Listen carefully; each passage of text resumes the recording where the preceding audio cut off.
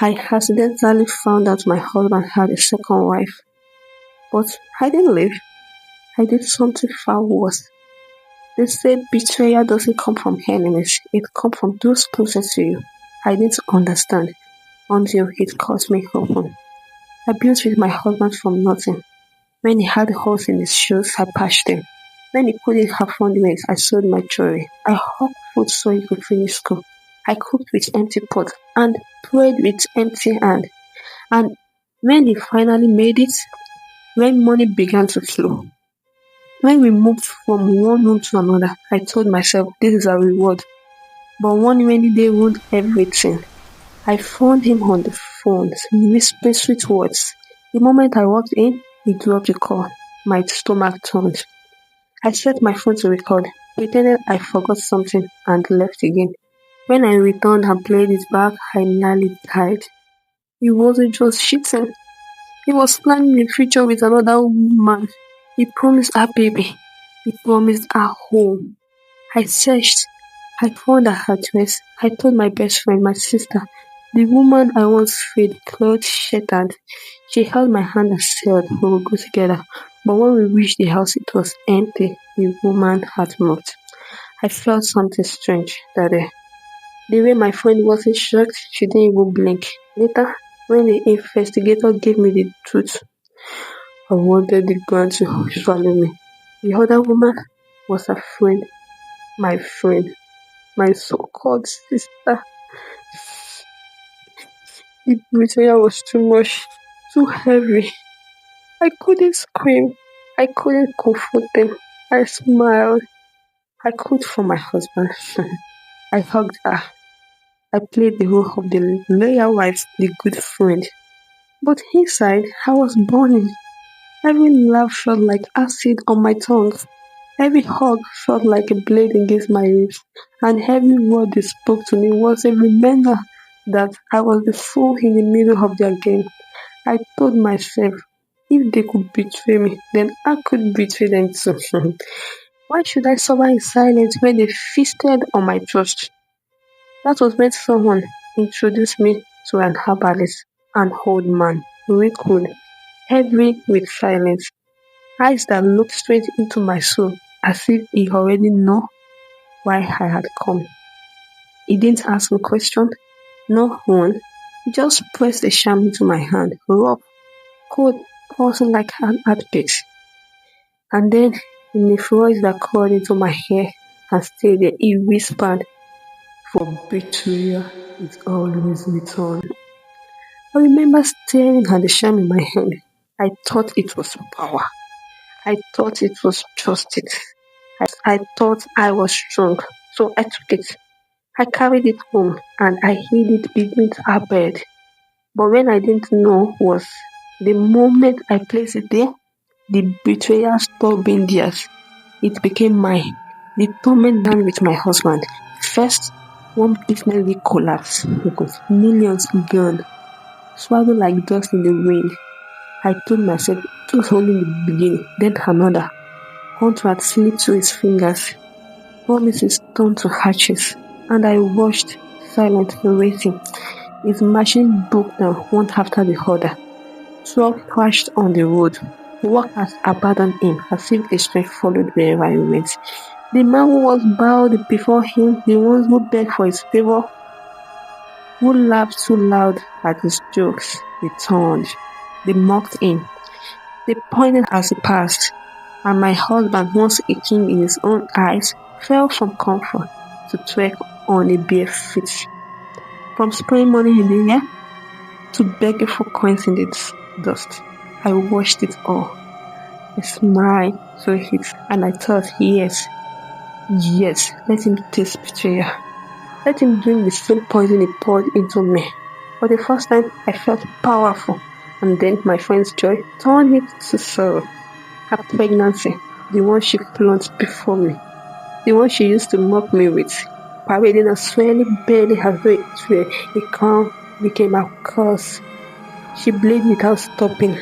Day after day, the blood flowed like a river she could not escape. She screamed in agony, long, tearing screams that coursed through the wall of her home. Screams that never seems to end. Her belly grew heavier, rounder, but her body grew weaker, thinner. Her smile faded into shadow, her laughter into silence. 9 months came, and 9 months went, but there was no baby, no tiny cry to fill her house, only blood, only pain, and her arms, not so ready to hold life there, left empty. At first, at first, I laughed. I said to myself, let her feel it. Let her feel taste what I tasted. The betrayal, the emptiness. I thought it was justice. But even then, even in my anger, I could feel the curse spreading. But then it came for me. My first child, my baby, woke up one morning with fever. Her skin burned like fire. Her tiny body trembled. She screamed, tearing at my heart. We rushed to the doctor. They searched, they tested. They shook their hands. Nothing. They found nothing. And yet she withered before my eyes. Every cry weaker than the last. Every breath more shallow, more fragile. I heard her, I rocked her. I begged God not to take her. But the fever did not leave. The fire only burned deeper.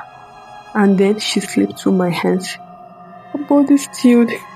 My hands closed. My breath burned. My hands felt empty. My womb felt cold. The same womb that once loved to carry life was now holding a grave. I thought I had won. I thought I had punished them, but in truth I had opened the door for death. And death has claimed my home. Then my son followed. The same fever, the same scream, the same silence from the doctor. They touched him. They scanned him. They shook their head again. Nothing, they said. But I knew. I knew what the shadow I had invited.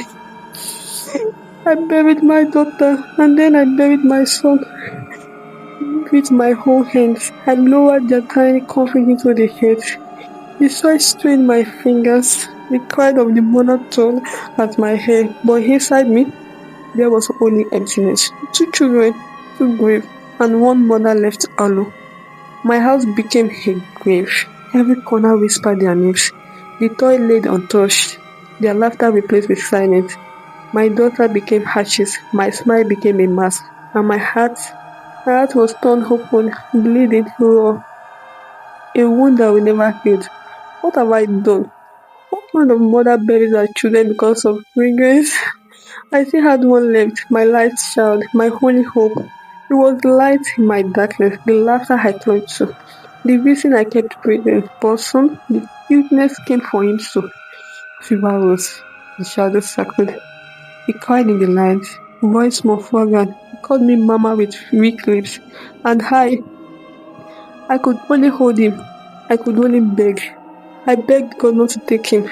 I prayed until my knees bleed, until my voice broke, until my tears turned into dust. But the shadow, they would not leave my house. They moved in the wall, they whispered in the night. They pressed their coat on my child's chest.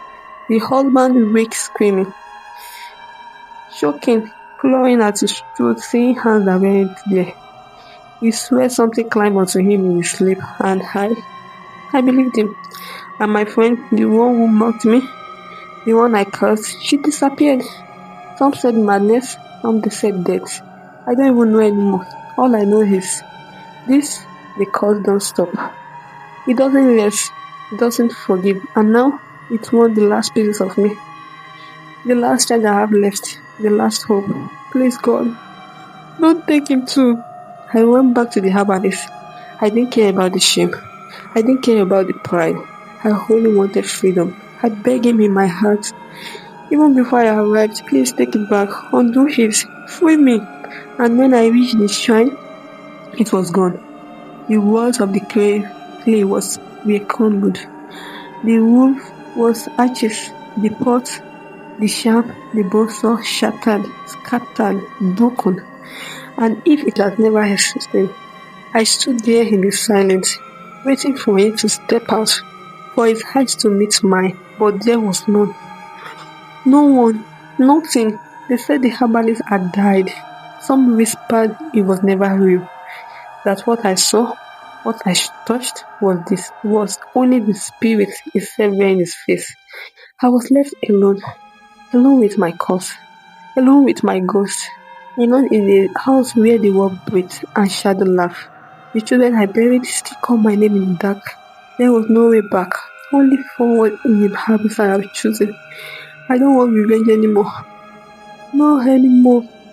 I don't care if my husband betrayed me. I don't care if my friend mocked me.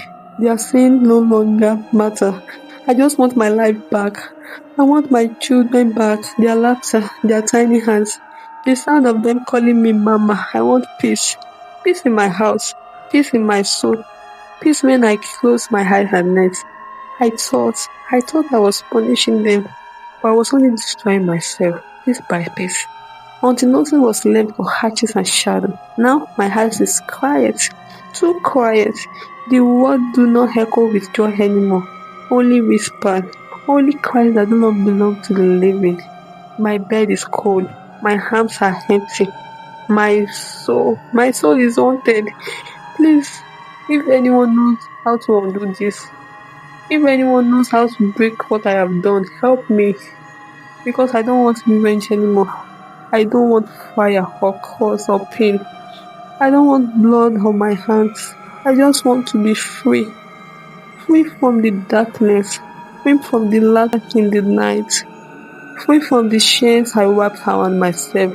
I just want to be free. Please help me.